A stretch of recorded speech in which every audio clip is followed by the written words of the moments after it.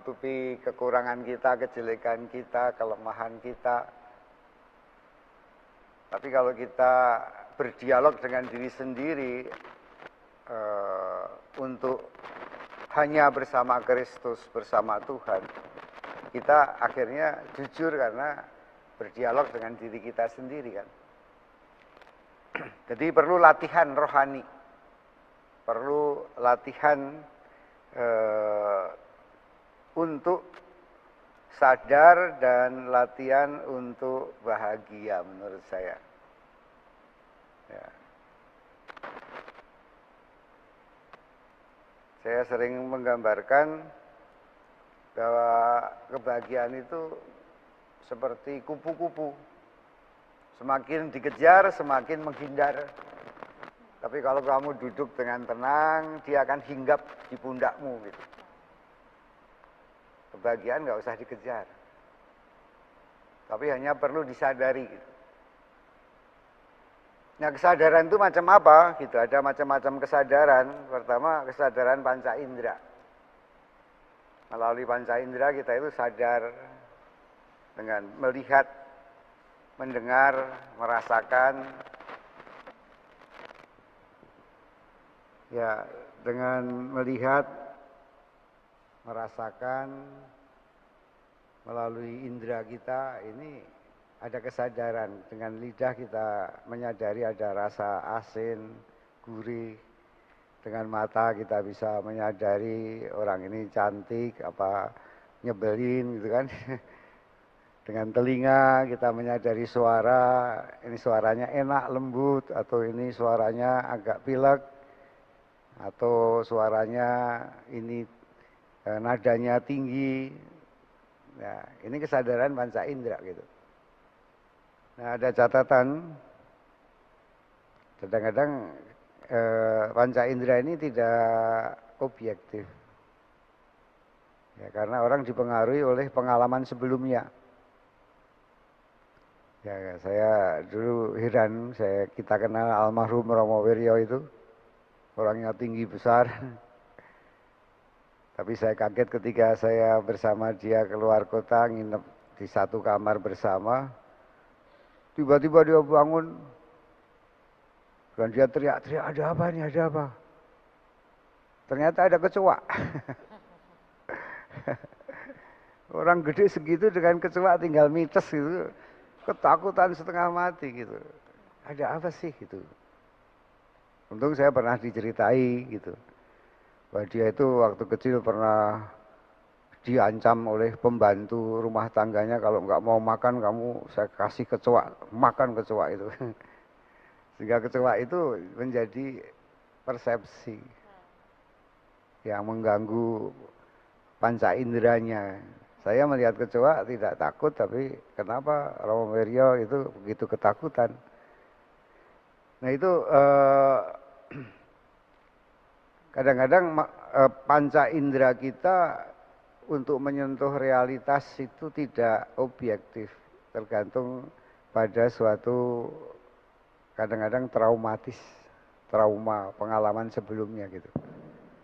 Ada yang takut cecek, ada yang takut bulu ayam, ada yang takut sama orang berkumis, macam-macam. Ya, ini kesadaran panca indera, ada banyak a priori. Ya, oh ini kalau orang seperti ini pasti jahat, orang seperti ini pasti baik.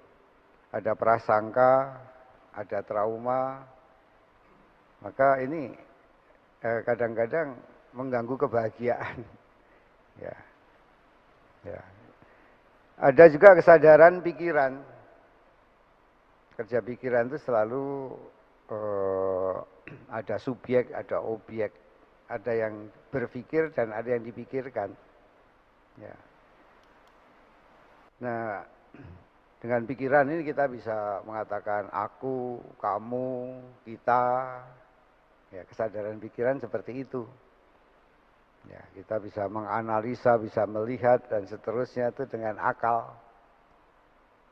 Nah, masalahnya seringkali pengetahuan kita justru kadang-kadang menjadi hambatan. Bisa membantu mencerahkan, tapi bisa juga sebagian besar itu menjadi hambatan untuk menyentuh kebahagiaan. Suatu contoh apa? Orang yang dogmatis. Orang yang dogmatis pokoknya hidup harus sesuai dengan 10 perintah Allah misalnya. Dogmanya gereja begitu. Ya. Jangan membunuh, jangan ini dan seterusnya. Ya banyak dogma-dogma yang membuat orang jadi kaku hidupnya itu. Ya, ada juga orang yang fanatis. Orang fanatis itu pokoknya ini yang paling benar gitu. Yang lain salah. Ya, pikirannya ini bahwa yang paling selamat itu orang Katolik, yang lain orang kafir. Saya fanatik terhadap Katolik. Pokoknya Katolik itu walaupun salah tidak boleh disalahkan. Harus benar. Ya. Ini orang-orang yang akalnya justru menghambat. Ya, menghambat kebahagiaan. Apalagi sekarang ada istilah apa? Radikalisme. Ya. Radik itu berarti akar gitu kan. Orang yang radikal itu percaya sampai ke akar-akarnya. Maka mau membongkar segalanya. Ya.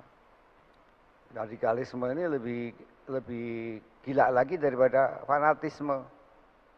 Ya, segala isme ini kadang-kadang merupakan faham yang justru menghambat kebahagiaan.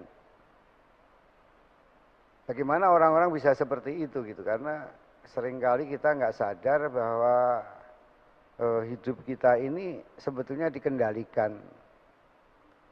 Nah sekarang kebiasaan kita main game itu bisa menjadi game itu mengendalikan kita gitu.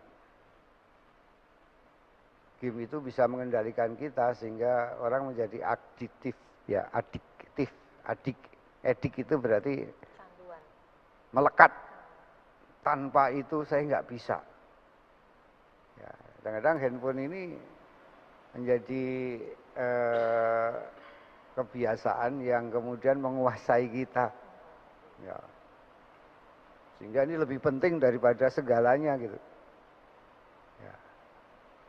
Ini yang bahaya gitu, bahwa pikiran-pikiran kita, ya kemudian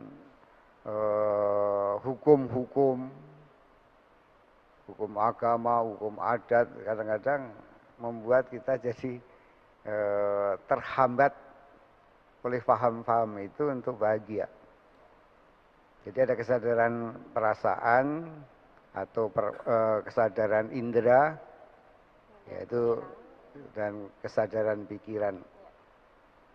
Nah, kebahagiaan yang sesungguhnya itu terjadi karena kita punya kesadaran rohani, kesadaran batin. Inti dari kesadaran batin ini bahwa kita itu hidup di hadirat Allah.